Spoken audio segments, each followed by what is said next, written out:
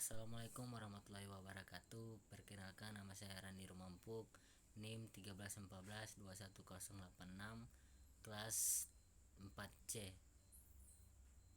Saya di sini akan mempresentasikan hasil PPT saya yang berjudul Hakikat Pembangunan Nasional yang Multidimension. Pembahasan ada 4. Yang pertama, pembangunan nasional. Kedua, hakikat pembangunan nasional. Yang ketiga, prinsip-prinsip pembangunan nasional.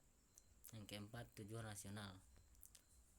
Pembahasan pertama, pembangunan nasional. Pembangunan nasional ialah upaya untuk meningkatkan seluruh aspek kehidupan masyarakat, bangsa, dan negara yang sekaligus merupakan suatu proses pembangunan keseluruhan suatu sistem penyelenggaraan negara untuk mewujudkan tujuan nasional dan pertahanan keamanan secara berencana menyeluruh nasional dalam rangka mewujudkan kehidupan yang sejajar dan sederajat dengan bangsa lain yang lebih maju.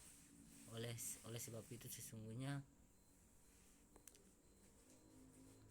Yang kedua, hakikat pembangunan nasional.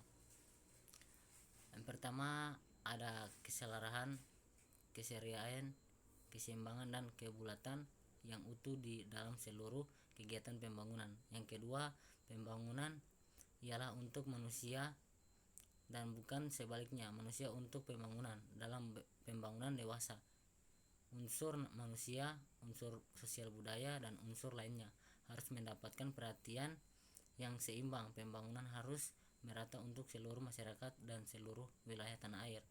Yang ketiga, subjek dan objek pembangunan ialah pembangunan manusia dan masyarakat Indonesia, sehingga pembangunan harus berkepribadian Indonesia pula. Pembahasan ketiga, prinsip-prinsip pembangunan nasional terbagi menjadi 7. Yang pertama, kesemestaan. Kedua, partisipasi rakyat. Ketiga, keseimbangan. Ketiga, konsultasi. Kelima, kemandirian.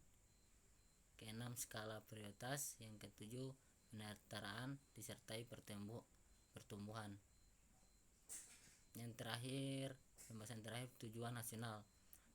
Pembangunan nasional dilaksanakan untuk mewujudkan tujuan nasional seperti terkup dalam pembukaan Undang-Undang Dasar 1945 alinea keempat, yakni untuk melindungi segenap bangsa Indonesia dan seluruh tumpah darah Indonesia, memajukan kesejahteraan umum, mencerdaskan kehidupan bangsa, dan diikuti melaksanakan ketertiban dunia yang berdasarkan kemerdekaan, perdamaian abadi, dan keadilan sosial, serta mewujudkan cita-cita bangsa sebagai termuat dalam alinea kedua pembukaan Undang-Undang Dasar 1945.